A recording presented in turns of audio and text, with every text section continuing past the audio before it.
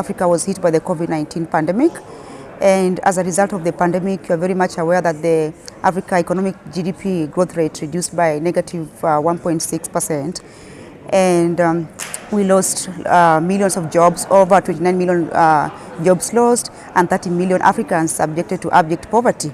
And we are all very much aware of that. And just when we were recovering and our economy was rebounding to 6.9%, and the Ukraine-Russia war, came to place.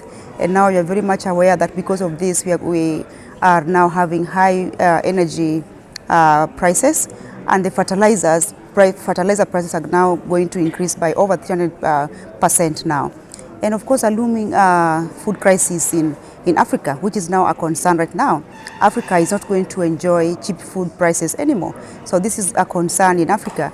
And as Africans, what are we doing? What are our priorities when we are borrowing these loans for high development activities? Are we considering agriculture, which is going to be a serious crisis in Africa right now? Moving forward, we have a bank that supports Africa development.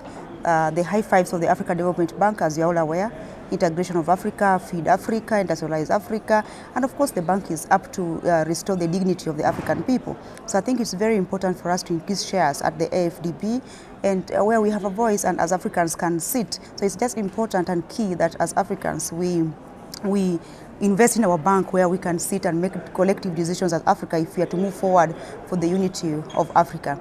Realize that most of the African sovereign countries do not have any debt negotiation policy. It is very important going forward from this forum for us to come up with a debt negotiation policy that is going to entail what the terms and conditions will be for Africans before engaging in any debt. And I think going forward, as Africans, we need to be innovative on how we finance these debts. And as I was telling you before, that in Kenya now we are very innovative, and we have an M-Akiba bond that is a digital bond where you can just it's majorly for low-income earners, so you can just access it at the comfort of your mobile. And so far, Kenya has earned over 1 billion Kenya shillings from the M-Akiba bond.